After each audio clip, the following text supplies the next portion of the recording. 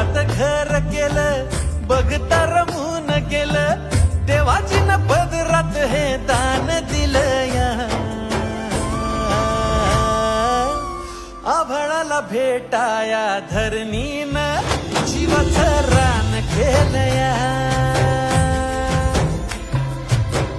आभाळाला भेटाया धरणीनं जीवाचं रान केलंया. आभाळाला भेटाया